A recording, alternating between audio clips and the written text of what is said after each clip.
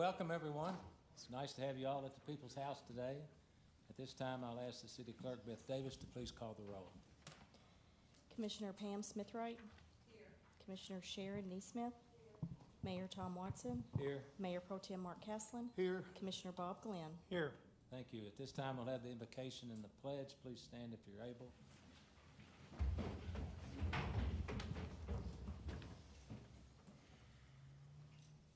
Please bow your heads. Dear God, Creator and Sustainer, as we gather together this afternoon, we ask that you guide our hearts and minds as we conduct the business of the City of Owensboro. We give you thanks and lift up our first responders, city employees, and team members as we recognize their daily contributions to our city. We know, too, that there are some in our city who are hurting and are in need of kindness. Comfort and keep us all as we lift each other up. Thank you for allowing us to be together today and to be safe in this space. Amen. Amen. I pledge allegiance to the flag of the United States of America and to the republic for which it stands, one nation, under God, indivisible, with liberty and justice for all.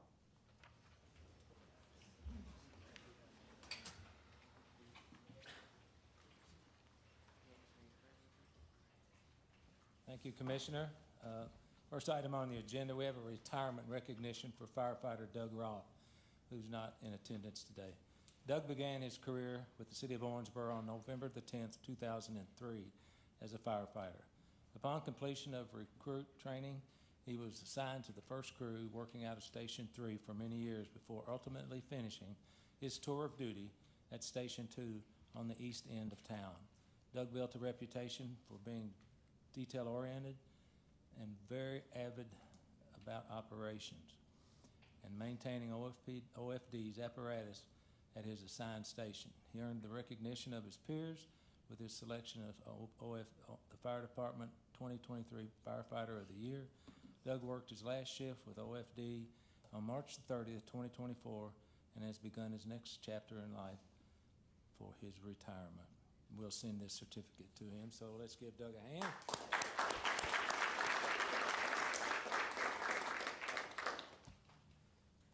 Okay, got a few proclamations to read, unless somebody else wants to read it for me. No?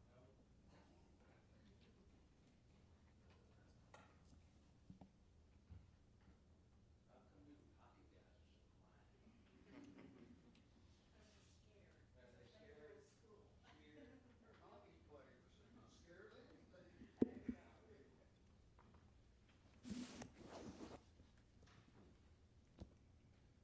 Okay, now I'll make an apology on the front end. Some of these names I ain't got a chance, so if I booger them up, I apologize.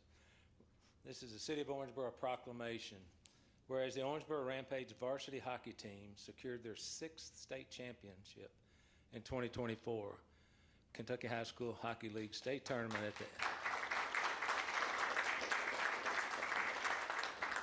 at the Edge Center, Ice Center in Owensboro on March the 3rd. Whereas guided by Coach Chad Barber. Where's Coach Barber?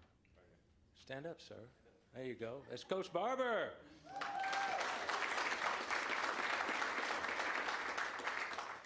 And manager Scott Boshanowski. That's what I thought it was, yeah.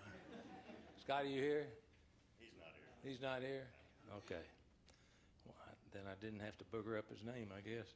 Whereas Owensboro Board of Commissioners congratulates the Owensboro Rampage hockey team, Sam Holder, Gabe Dugans, Ellie Howard, Hayden Hill, Nathaniel Krang, Mac Barber, Brody, thank you, Trevor Coombs, Dominic Corino, Will Dugans, Brandon Gardner, Nick Gentile, Luke Gerhardt. You want to come up here and do this for me?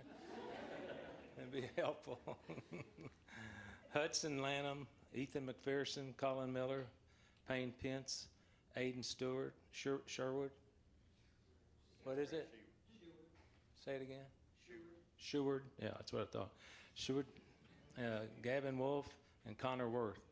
Their exceptional achievements reflects their unwavering commitment, perseverance, and passion for the sport of hockey. Whereas Owensboro Rampage hockey varsity team has represented Owensboro, Kentucky with great pride, and their accomplishments have brought honor to our city. Now, therefore, I, Thomas H. Watson, Mayor of the City of Owensboro, do hereby proclaim April 16th, 2024 as Owensboro Rampage Varsity Hockey Team Day in Owensboro, and encourage all citizens to join in recognizing and honoring the achievements of the Owensboro Rampage Varsity Hockey Team, signed and sealed this 16th day of April, 2024. Come on up.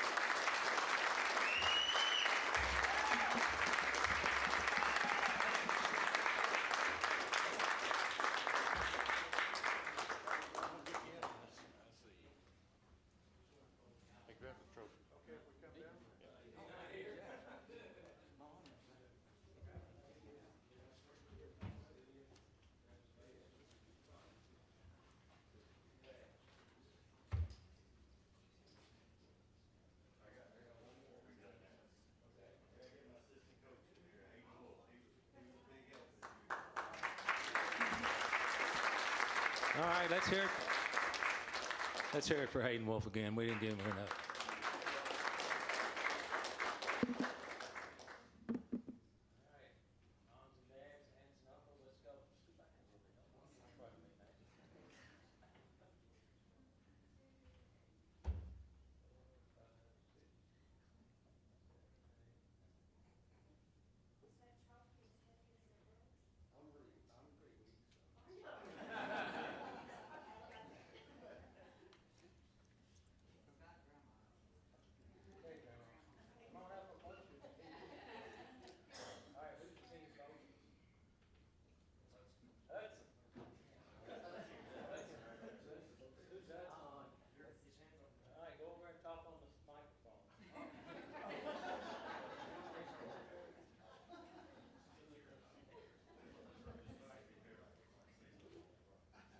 What do I talk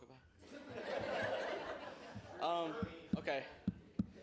I'll just say thanks to OIHA for making an incredible hockey team that we have. I'm glad to play with all the people I do. I love Chad Barber. I love my whole team. So thanks to all the parents and Eli Howard. Yeah, thanks to everybody, I guess.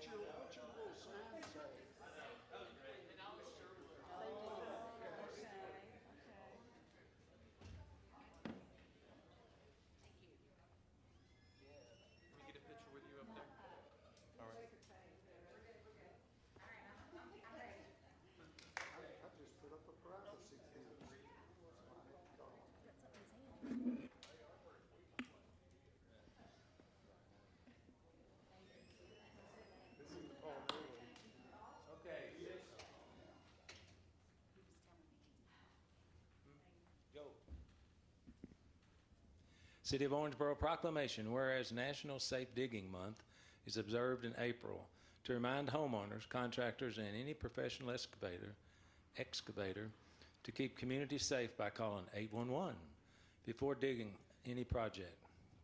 Digging without knowing the approximate location of underground utilities can result in disruptions to critical services, serious injuries, and costly repairs to underground utility lines. Clear.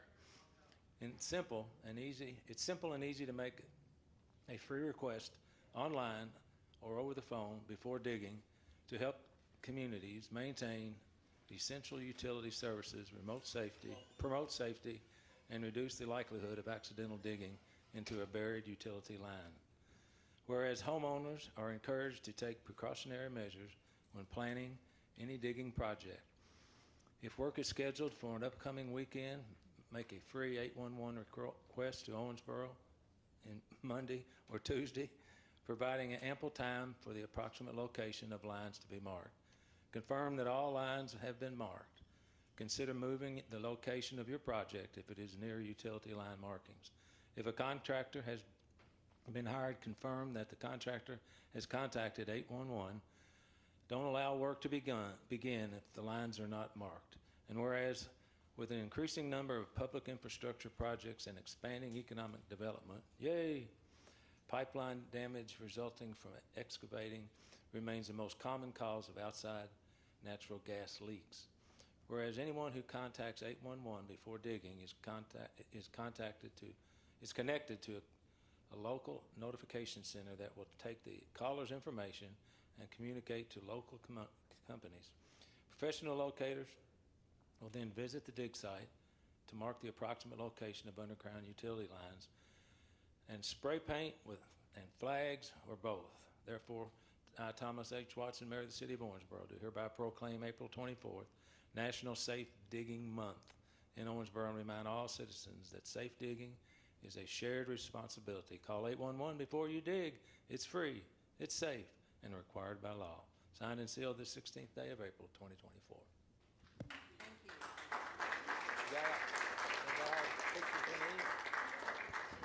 Okay. State your name and address for the record. You can speak at the mic.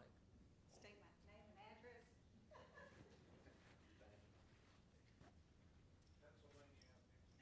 Yeah, 1600 Pennsylvania Avenue. Well, thank you, Mayor Tom, and the council for, granting us this proclamation. I mean, I think everybody understands by now, I hope they do, that Atmos Energy is a safety company, and we take it very seriously, and that's why we're always out in April trying to promote safe digging awareness, and we try to do it all the time, but we really put an extra effort when it is National April Safe Digging Month. So thank you very much for your time, and we really appreciate your, all your concern about this, because it does mean a lot to us. Thank you. Our pleasure. Thank you. Paul? We have another proclamation.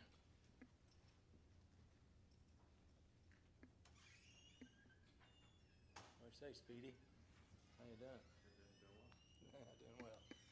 City of Owensboro proclamation, whereas emergencies can occur at any time that require police, fire, and emergency medical services.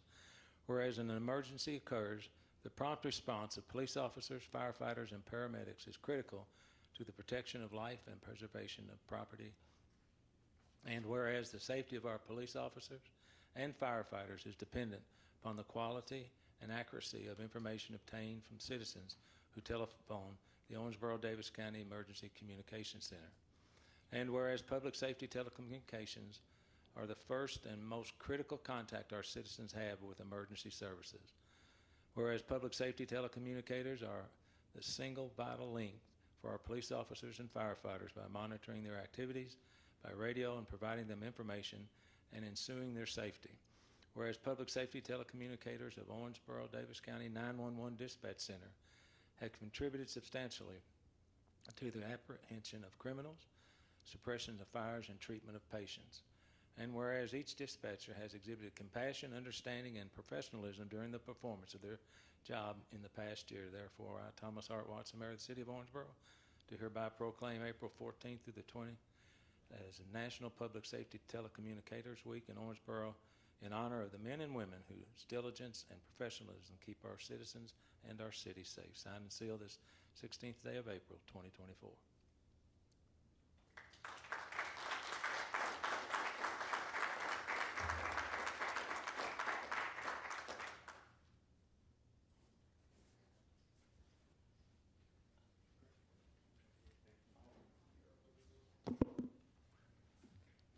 Owensboro Central Dispatch. On behalf of the telecommunicators, I'm humbled to work for the citizens of Owensboro to do my job.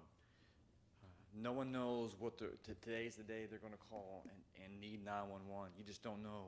But when you do, you expect it to work for you.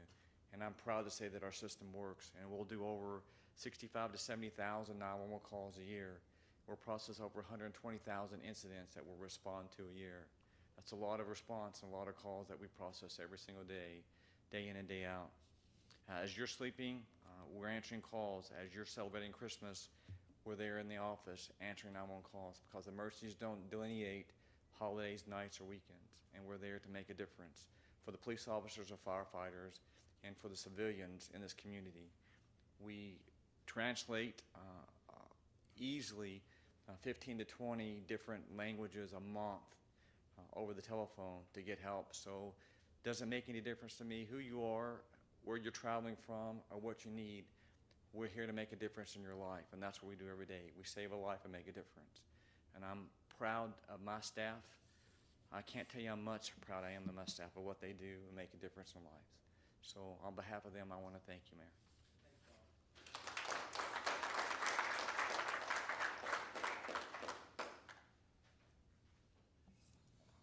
Okay, the next item on the agenda is Owensboro Health Opioid Update. Jason Collins, Owensboro Health Executive Director of Pharmacy. Mr. Collins, I had the opportunity to get this briefing after, I guess you did it for the Drug Steering Committee, and I didn't make that meeting, but he came and did it, and I thought it was so important on what they're doing that he shared on at the commission meeting. So thank you. have at it, Doug. Yes. Is the presentation on the screens, I guess? I hit next. Do you know? Yep, there it is. All right. Perfect. All right. So thanks again for having me. My name is Jason Collins. I'm Executive Pharmacy Director for Owensboro Health. I was told I have less than 10 minutes, so I'll get through this quickly. I talk really fast, so that's good for that, but I don't enunciate all the time, so feel free to ask clarifying questions if you have any. So all of us, or we all know somebody or some family has been touched by opioids, addiction or overdose in our communities. It's across the country, it's an issue. Healthcare systems everywhere are looking at ways to help prevent opioid overdoses, how to control that, and a lot of mechanisms to help reduce overdose deaths in the meantime. So we do have an opioid stewardship committee at Owensboro Health. It is a system-wide committee of all 3 of our facilities across the state. Our purpose is to study the current practices of Owensboro Health and compare those to the best practices across the country, and then also look at how to improve our practices here at Owensboro Health to keep our patients safe in terms of opioids. So recently, we started an opioid stewardship committee. The committee is consistent of a multidisciplinary team of providers, nurses, pharmacists, administration, quality, community engagement of people. So a lot of different individuals come to this meeting. It's every third Thursday of the month at 7 o'clock in the morning. We go through any topics we're working on to improve.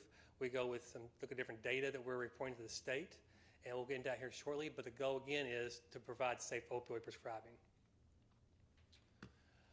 So the Kentucky Hospital Association, KHA, joined with the Cabinets of Health and Family Services to form KSOS. KSOS stands for Kentucky Statewide Opioid Stewardship.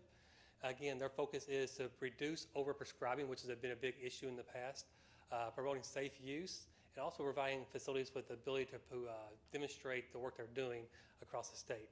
In case you don't know, back in the 80s, providers, physicians were told they had a right for pain meds. Opioids are safe, and you need to be prescribing them. You need to treat that as one of the common signs of illness. And if you're not treating for it, they're going to hold them liable, and they're going to lose their license, be in prison for not prescribing opioids. So they did that for years, So built that habit of writing for opioids.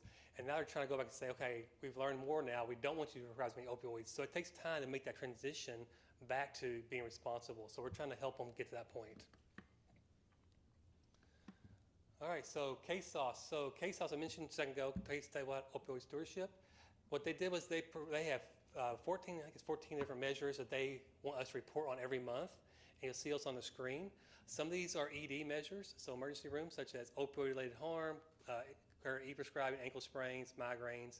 Some are surgeries, such as appendectomies, breast biopsy, cholecystectomies, prostatectomies, cardiac cath, all those items up there. So we report out every month, and then we can compare to the state. Every hospital in the state against our peers, and we can see how we're doing, how we're trending, and where we need to improve. We're doing quite well compared to across the state. I think we're ahead of the state in almost every single category. The three up there with asterisks beside them are actually called HRIP measures. We'll talk about in a minute, but HRIP stands for Healthcare Rate Improvement Program. And those are based on reimbursements. So 2 years ago, they took all of our data, they compiled it to a baseline for us. And then this last year, we had 9 months to improve on that. And the last 3 months of the year, we had to either improve by 5 or 10% from our baseline or beat the state average to get our reimbursement.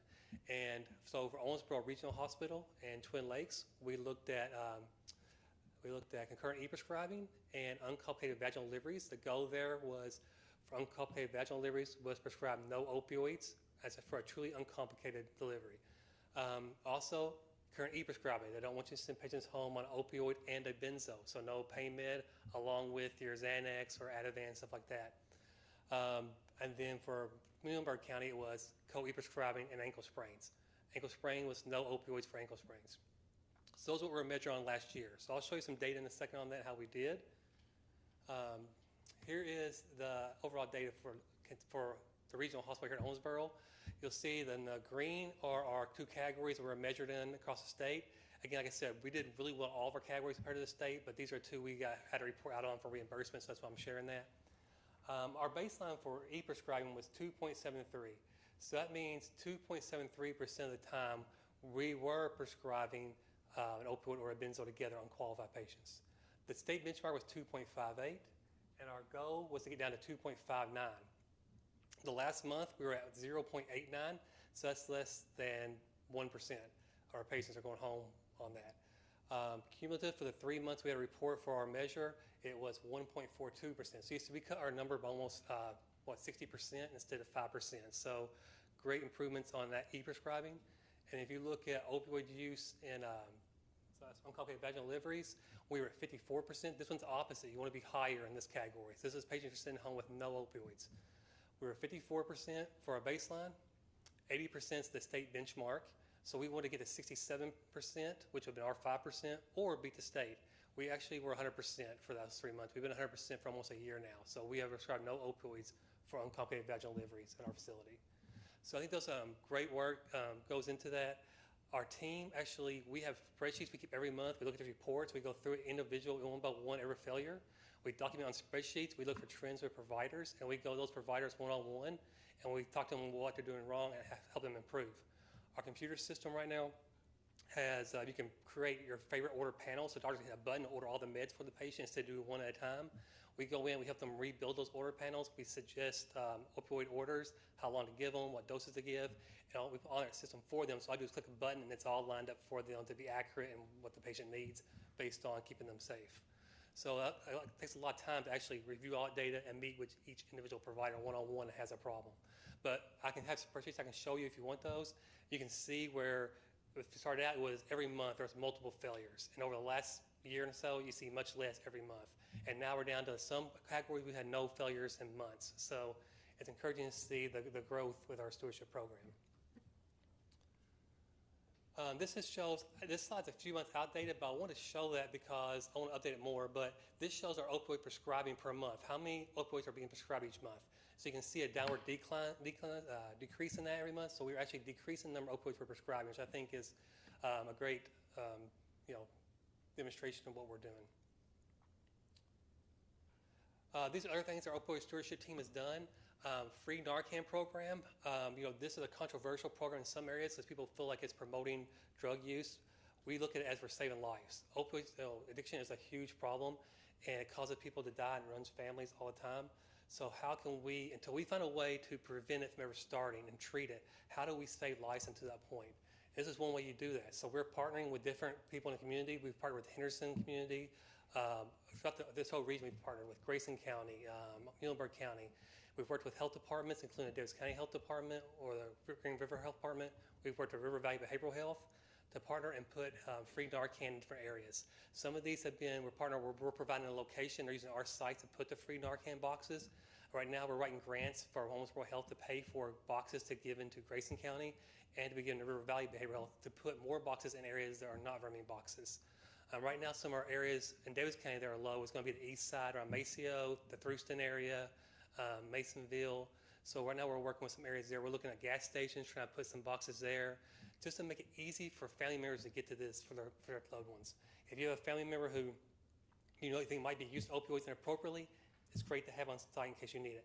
If you have a grandparent and you have kids in the house, grandkids, and you have opioids you're using legitimately, if a kid gets in a medicine cabinet and actually ingests those pills, this Narcan is going to help those kids as well. It's the same dose for kids as parents, as adults. So the idea is, how do we have this emergency rescue med available to take care of it? If you know somebody uses that, it's still important to call 911 afterwards because you can have rebound from that. So even if you do recover from that addiction, from that overdose, you still want to get medical treatment. That's one big thing we're doing with our community. We've also provided education providers. Over 90% of our providers have had education last year on opioid stewardship. We also created new pain scales. So used to come to the hospital and say, how's your pain from a 1 to 10? It's very subjective. So we've come up with, we use the Defense and Veterans Pain Rating Scale now. We basically do functional pain. So you say, does your pain affect you from getting up in the morning? Does it affect you from going out with the kids? What does your pain affect you from doing every day? And that goes into that evaluation as well. We do a lot of drug take-back programs. Our hospital, we have a outpatient pharmacy at the hospital. We have a bin there for any drugs you want to dispose of. It's free. Come in, drop in the box, no questions asked, and it gets disposed of appropriately. That way it's not sitting around medicine cabinets or getting out in the community. We created BPAs up there with our best practice advisories. We create those in our computer system, so if a doctor does something inappropriate, it'll warn them. Or if they go home on so many opioids a day, it'll say, hey, you're prescribing so many opioids a day, please prescribe Narcan with that. Hit one button and order Narcan for the patient as well. We've worked with providers on how to cancel prescriptions. So if you send a prescription electronically to a Walgreens and they're closed, the patient says they're closed, then you send to CVS, for instance. There's 2 scripts out there, so what do? The patient pick both of them up. So we've worked on educating providers on how to go back and discontinue that original order, so that way there's not 2 prescriptions out there unnecessarily. We did a lot with medical marijuana, with that, with Governor Bashir's, that order he signed last year. We did a lot of work with there. He knows the opioids. We still worked on trying to get some guidelines that for our facility, how we manage that and take care of patients. With just so you know, medical marijuana is not allowed in the hospital, it's not used at the hospital, it's not prescribed at the hospital. Not opioids, but also we looked at nicotine replacement therapy. A lot of people know people who smoke. It's big in Kentucky. We know the bad side effects of smoking long term. We have grants now that cover all smoking cessation. So if you go to the hospital pharmacy, we can sign you up for free. We'll give you gum, lozenges, patches. Then if you have any, if we'll call you within 2 weeks, see how it's going, if you have any side effects, if you want to switch the lozenges for gum, whatever, we can do that also. We also have Wellbutrin and other Chantix, other medications. It's all covered through the grant. So it's completely free to the patient. They just have to be committed to try to quit smoking. So we'll do that for them. So a lot of things we're doing. I didn't mention all of it up there, but there's a lot of things we're doing to try to, not only opioid addiction, but addiction in general. So I just wanted to bring that to y'all's attention.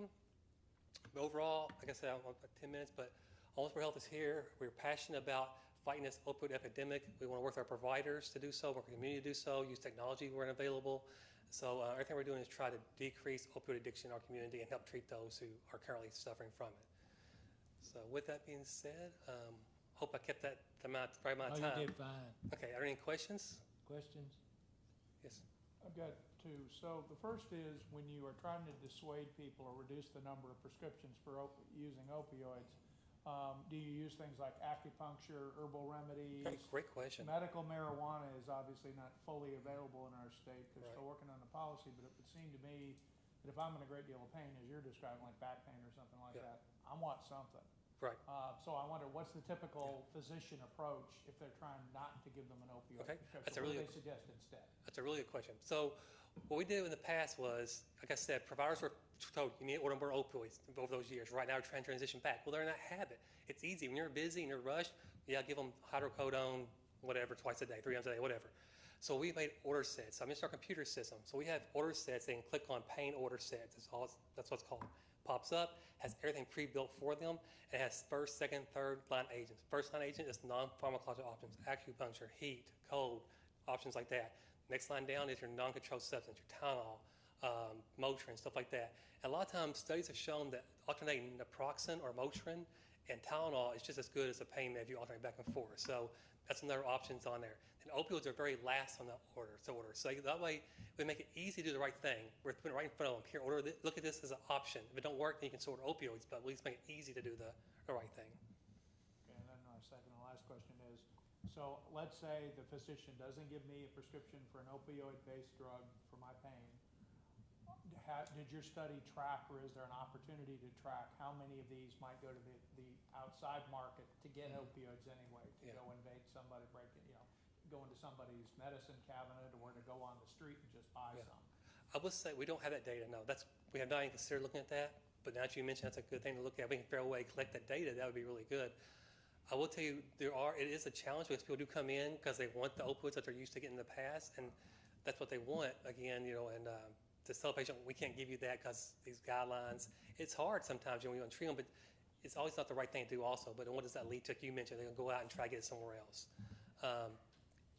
Unfortunately, there's not a perfect answer. I think we're trying to get there, but that's a great question. I think it's something we can consider. If we can finally get that data, that'd be good to look at. Thank you so much. Appreciate it. Great presentation. Thank you. Anybody else? Commissioner Castleman. Thank you, Mayor. Thank you, guys. Appreciate it. No, I got a question. I think I thought I was out of here. You're not getting off that easy. Mr. Collins, you mentioned the NRP, nicotine replacement therapy. You said that, there's gum and lozenges to replace cigarettes. Does that also include replacing like dip, chewing tobacco, Yes. and other? All nicotine, e-cigs, we're doing a lot of e-cigs, and e-cigs are actually more potent for nicotine than your cigarette. So what you do is you look at how many cigarettes you smoke a day. That's based on what dose you give them.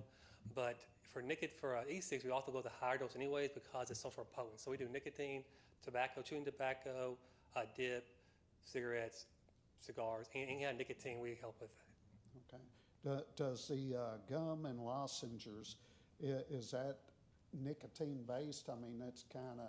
Yes, it has nicotine in it. It doesn't have all the tars and chemicals, so it does have that nicotine in it.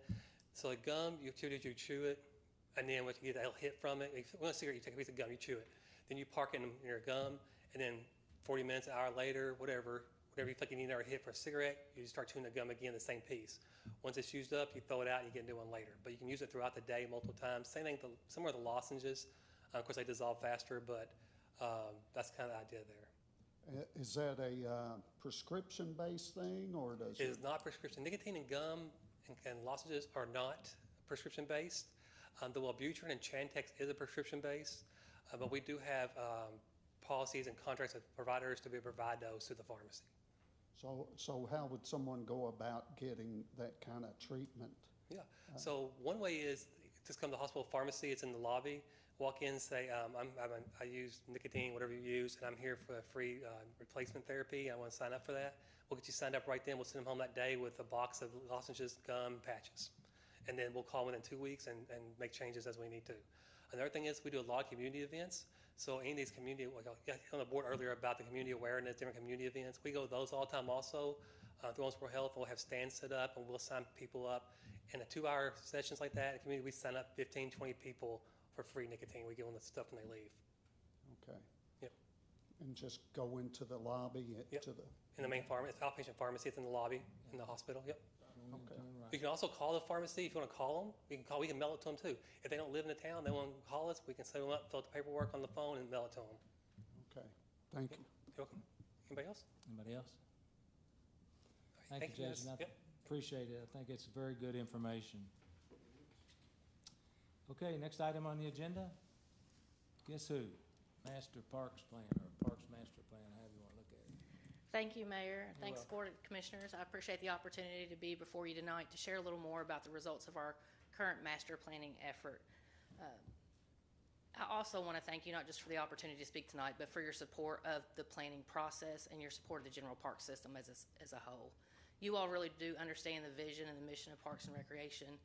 I know that by how you support our department each year, but we're really here to improve the quality of life for your citizens, to make it an attractive community for businesses and people to live and work in, and also improve and support our local economy. So I appreciate your all support of that.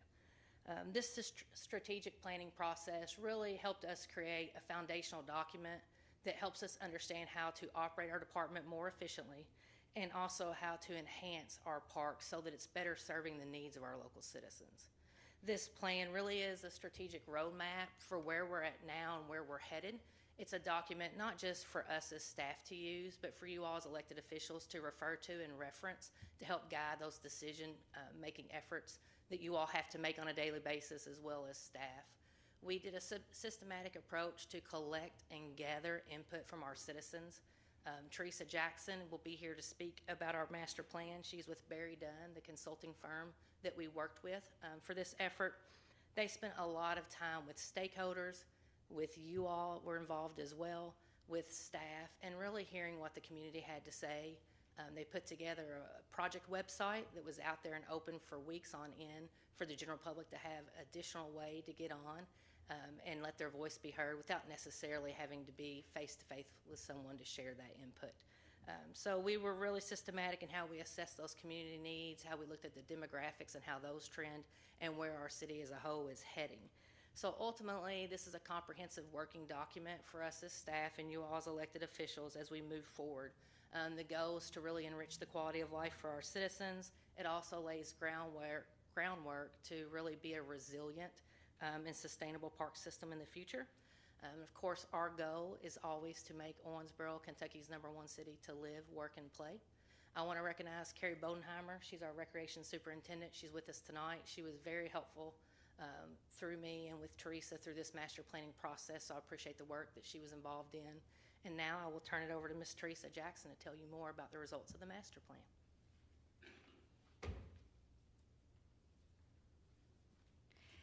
Thank you, Amanda.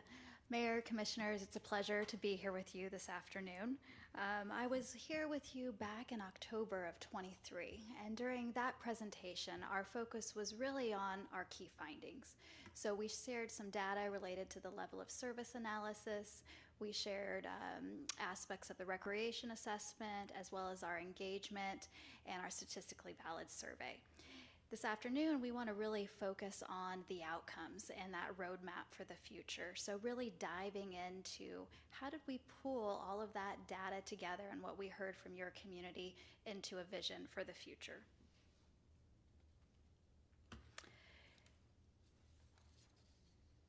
So as we entered the visioning stage of the project, your team recognized that there was really a need to update its mission and vision to really better reflect the long-term purpose and goals of the department.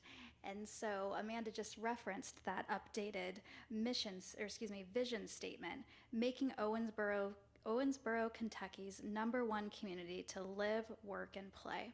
And I really have to say, I do commend her team for the development of that statement. It's exactly what you want in a vision statement. It's concise, but it's also aspirational.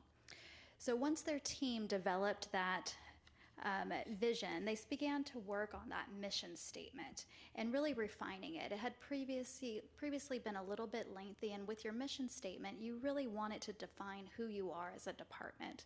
So the updated mission statement reads, connect people through parks, program, and play by providing vibrant outdoor spaces and inclusive, welcoming facilities, programs, and events that support the economic development and enhance community vitality.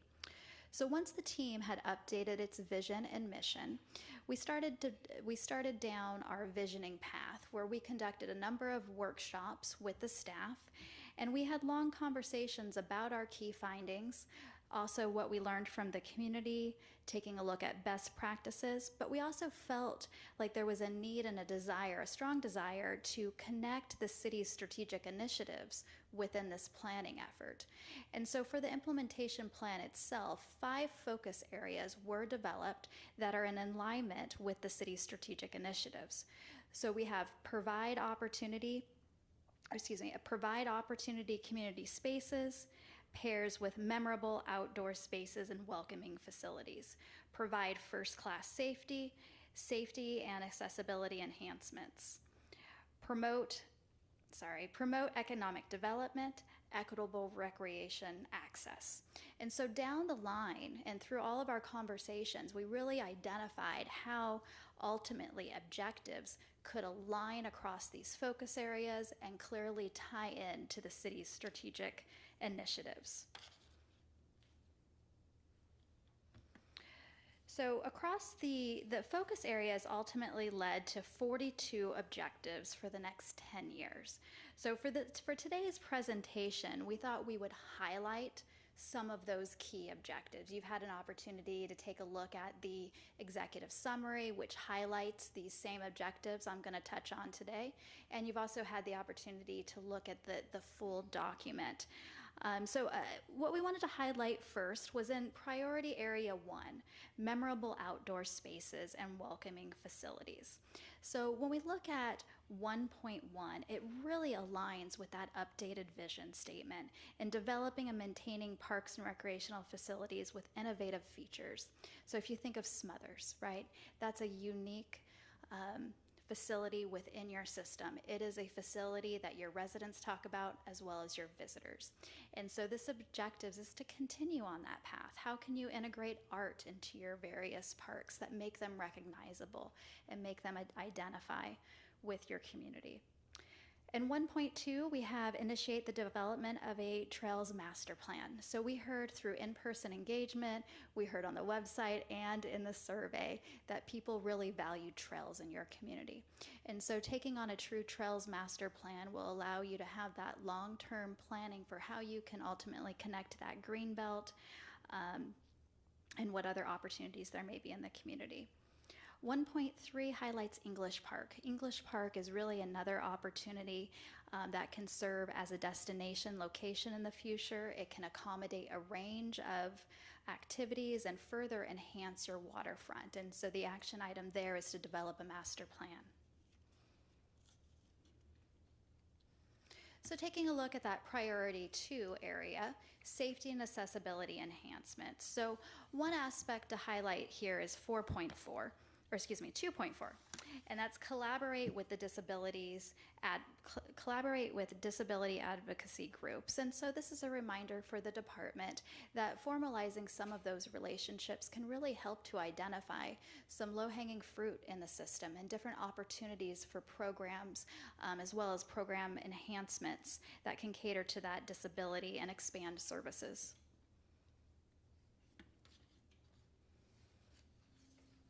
The next area, priority area 3, equitable recreation access. 3 that we wanted to highlight here are 3.1, 2, and 3.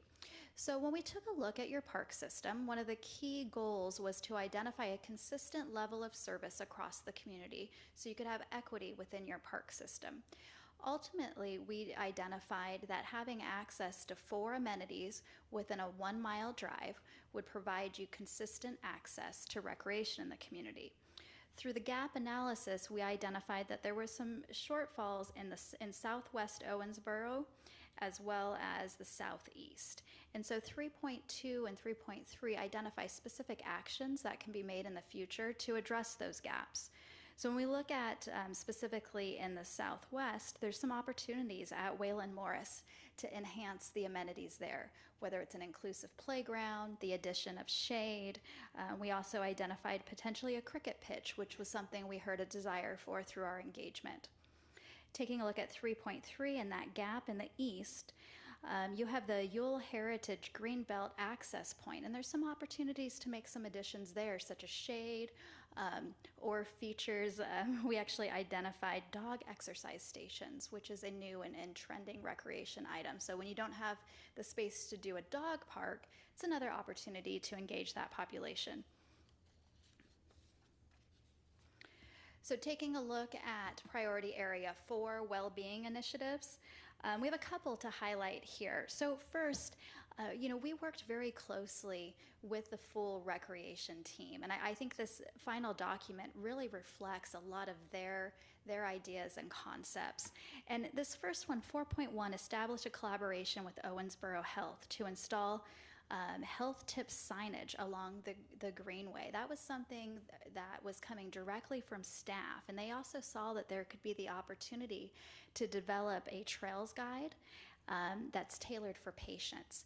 And part of that came out of recognition from community engagement, where we heard from many people who are extremely familiar with the Greenbelt and they love it and they want to see that full connectivity. But then we heard from some who had no idea where to get on it. And we want all of your residents to have access to the Greenbelt. So this was seen as an opportunity to really promote that wonderful space through Owensboro Health and the potential of a partnership there.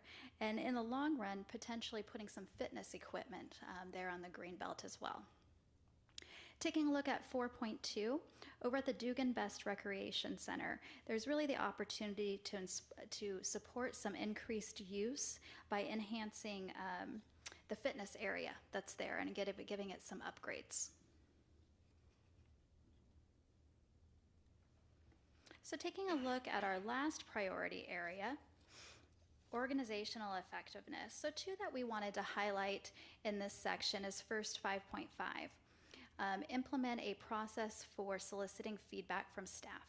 And as I mentioned, they were very involved in this process. They were very excited about the process and came to the table with a lot of great ideas. And your master planning effort, it's once every 10 years. And so really leveraging that engagement and continuing on an annual basis to engage and seek out those new ideas, because along with the new ideas can come a lot of efficiencies as well. And then 5.9, maintain a capital improvement program. So when we did your system assessment and inventory, something that we recognized was that there was very few part components that were reaching end of life. The system that you've put in place to set aside dollars for playgrounds and for asphalt replacement, it's been very effective. A lot of systems we come into, we're identifying a long laundry list of things that are coming due for replacement. But the program that you have in place, it is working well, and so we encourage you to continue on that path. And then the step further is to develop that 5-year CIP. So being able to identify exactly what's coming next with those dollars. And so through this process, we did identify those projects for the next 5 years. And I'm going to touch on that 5-year CIP next. So taking a look at just kind of highlights, if you will, the full CIP is 2.3 to 3.1 million. This does include improvements across the system, and it does include some of those specific asphalt replacements that you've already set dollars aside for. So we've prioritized the very few that we found in the system that were coming due. And then in addition to that, it includes the $1 million of matching dollars for the pickleball court complex investment. It also includes dollars for the Trails Master Plan and the Master Plan at English Park, and then a variety of smaller projects that you likely took a look at when you reviewed the full document. But I wanted to highlight those because I think it was important to call out that we know some of those dollars are accounted for through the existing program, and then also that the $1 million for the pickleball specifically is factored into that 2.3 to 3.1 million.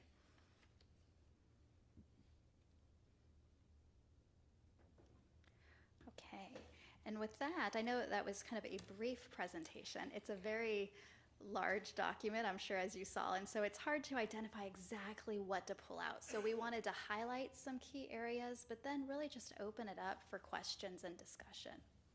Any questions? I've just got one. Ms. Jackson, thank you for your presentation. So when you talk about ADA partnerships, was there a specific, facility you had in mind or observed where that would be helpful, where it was maybe not as accommodating for people who are mobility challenged?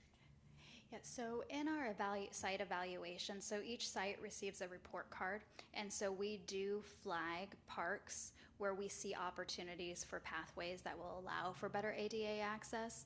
But then we recommend that there's more of a communication between these various groups to really understand what they're experiencing, so you aren't putting sidewalks in places that aren't really necessary. Yeah, because I know the city spent extensive amount of time putting in the cutaways to make wheelchair access in our downtown area and in many of our streets. But it sounds like we might want to do that in our parks too. So, thank you so much. Appreciate it. Thank you. Anybody else? Thank you very much. We appreciate you. Well, it's been a pleasure. Thank you very much. Okay, next item on the agenda, property maintenance update. Some guy named Joe Sublett. That'd be you.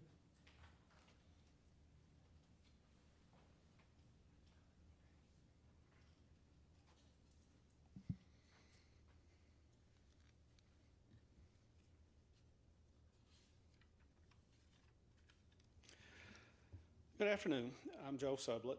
I'm the manager of the Property Maintenance Department for the City of Owensboro down at Public Works, 1410 West 5th Street. The department, excuse me, the department is currently staffed with one full-time inspector, Rodney Roberts, one part-time inspector, Ray Lee, one clerical professional, Janet Case. The primary function of code enforcement officers is to answer nuisance complaints and gain compliance through procedure as detailed in the Property Maintenance Ordinance and the International Property Maintenance Code. Code enforcement officers have the authority to enter upon private property to inspect a suspected violation of the Property Maintenance Code when in ordinary view there is reasonable evidence that a violation exists. Initial contact is made to be as minimally invasive as possible. A door hanger notifying the occupant of the violation may be left on the property as the first step, and that would happen if there is no face-to-face contact made on that first inspection.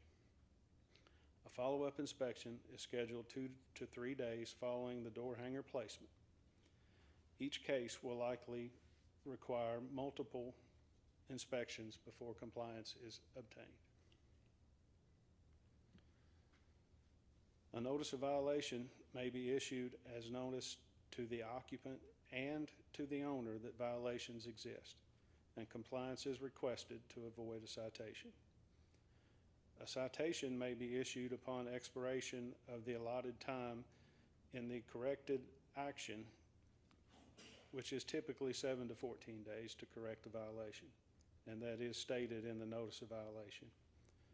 Once issued, the owner would have 7 days to appeal the citation and request a hearing before the Code Enforcement Board. Alternately, they may pay the citation and remedy the violation. When a notice of violation or citation is issued, it is posted on the property and mailed to the property owner of record as listed with PVA.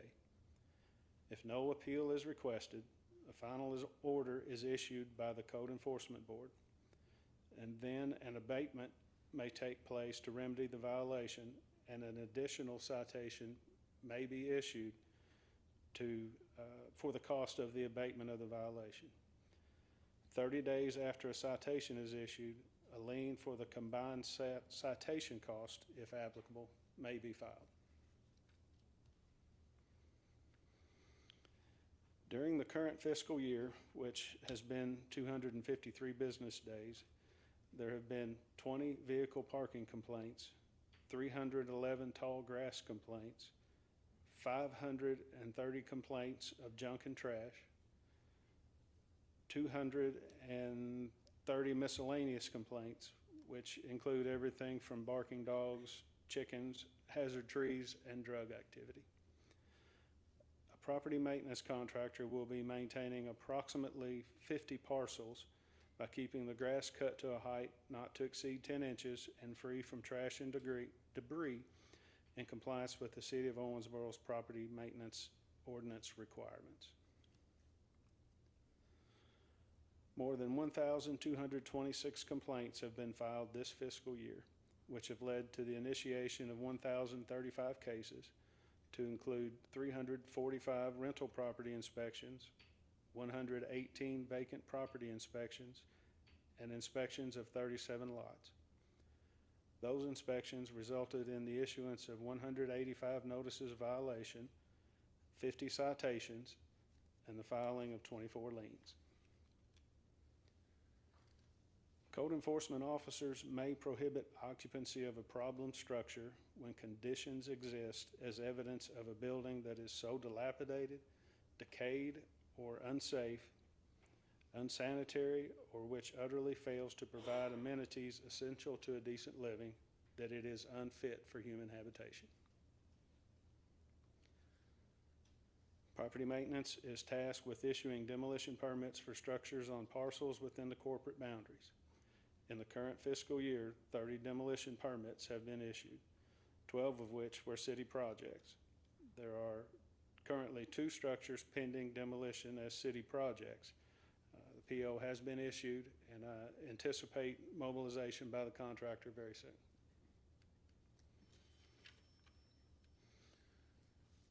Complaints may be made to the City of Owensboro's website at owensboro.org by selecting the Contact Us tab and then scrolling down to the Private Property section to select a violation.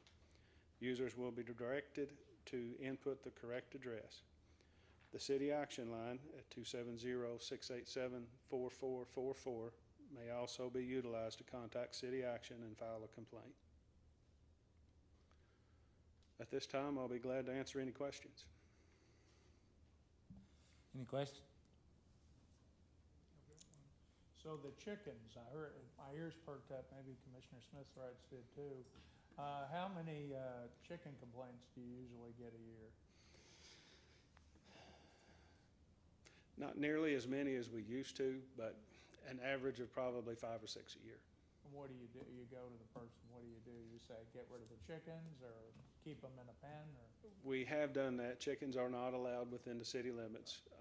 The police department or animal control is responsible for the removal of those. So oftentimes the inspectors will notify the homeowner or occupant that chickens are not allowed by ordinance and you need to get rid of them. And my other question is squatters. You noted how we can condemn property. Have you found, do we have an issue in the city of Owensboro with squatters, people who are staying, despite the orange signs, they're staying in those dilapidated properties, you know, they're homeless or whatever? Do we have a percentage of that? Is that a problem in our community? I don't have a percentage, but yes, we do see it on a daily basis. We see them under bridges, under overpasses, not just in the vacant houses. That they're in, some of them are in these houses. Some of them are in the vacant houses, yes. Okay. And typically through the occupancy prohibited placards that we place, a person can be there during normal daylight hours to make repairs or to be cleaning the property. It's criminal trespass to be there overnight. Thank you. You're welcome. Thank you for your time. Thank you, I appreciate your concern in our community. Good job. Thank you. Okay, next item on the agenda is city project list. City manager. Thank you, Mayor and Commissioners. The project list has been available for your review. No specific projects or anything that I'll highlight this month, but happy to answer any questions should you have them. Questions?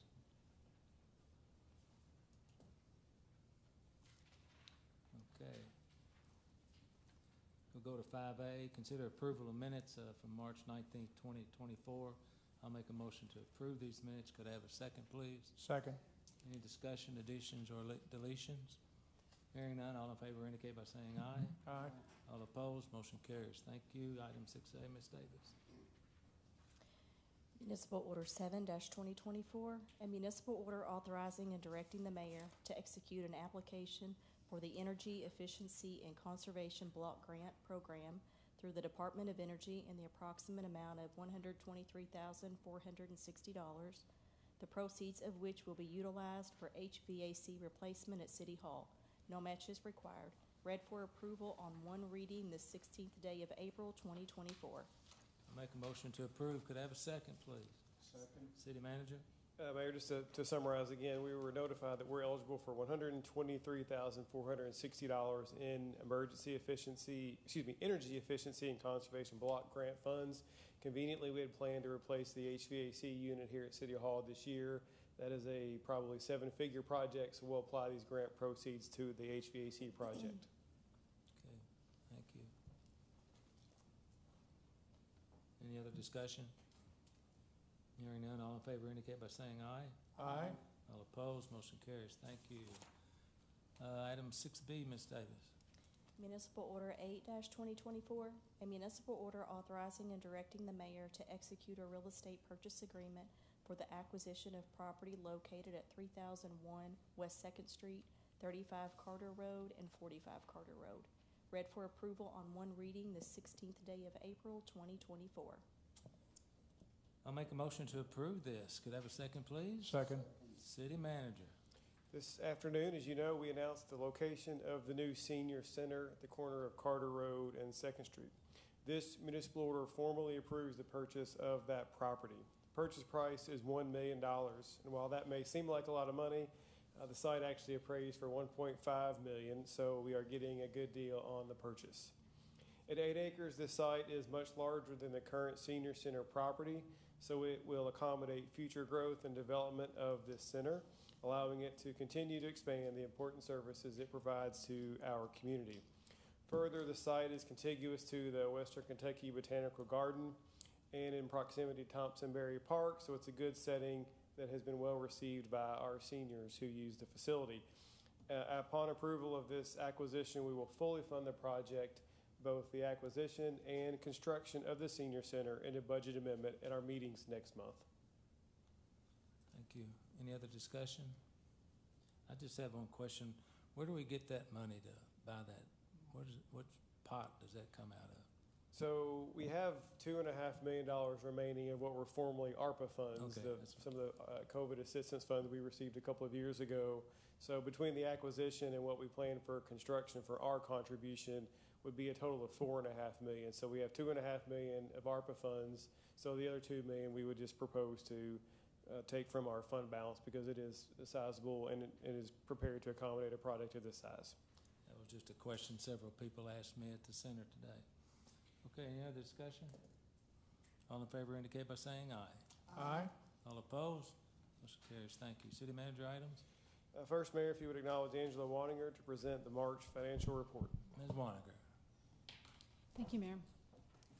I'll be presenting for the activity of the general fund for the month of and the 9 months ended March of 2024. You may refer to page 3 of the financial packet for more detail. So for the first slide, it represents the March revenues for the general fund. We had actuals of $3,985,874. They were less than budgeted revenues of $309,812. This variance is primarily due to lower occupational license fee, net profits offset by higher property tax and interest income. The next slide for the 9 months ended March is year-to-date, fiscal year-to-date revenues of $55,908,235. They were higher than budgeted revenues by $1,956,806. This variance is primarily due to higher net profits, interest income, insurance license fees, and property tax, offset by timing in lower occupational license fee. The next slide is for the month of March for the expenditures of $4,921,477. They were less than budgeted expenditures by $387,834. This is primarily due to timing in maintenance and supplies and savings in personnel services, offset by timing in capital. Then we have our fiscal year-to-date general fund expenditures of $53,010,830, less than budgeted expenditures by $6,344,904. This variance is primarily due to the timing and the transfer to OMU, maintenance, supplies, and capital, and savings in personnel services due to vacancies. For our last slide, This is representative of the city's monthly revenues and expenses and how cyclical they can be. This is the nature of finances at the city. Just as we might have an actual expense, we'll have budgeted accordingly. The expenses are depicted in the red bar, and the revenues are depicted by the green bar. You can see that expenses outpace revenues in the warmer months when outdoor activities are in full swing. Likewise, we have months where revenues, as depicted by the green bar, outpace expenditures, such as in the months of October and November due to collection of property taxes. And for the month of April, next month, we'll see a big rise in revenues due to the collection of our net profits. That's all I have. Thank you. Any discussion? Okay, have I made that motion yet? I haven't. I'll make a motion to file a financial report for audit. Could I have a second, please? Second. Thank you. Any more discussion? Hearing none, all in favor indicate by saying aye. Aye. All opposed, motion carries. Thank you. Item 7B, City Manager. Thank you. We have the following personnel appointments tonight for your consideration. Michael Cruz and Brandy Gray, probationary, full-time, non-civil service appointments, a telecommunicator with the police department effective April 22nd. Jeffrey Hall, probationary, full-time, non-civil service appointment to firefighter with the fire department effective April 29th, contingent upon successful completion of all post-offer pre-employment requirements. Molly Gertison, probationary, full-time, non-civil service appointment to telecommunicator with the police department effective May 6th.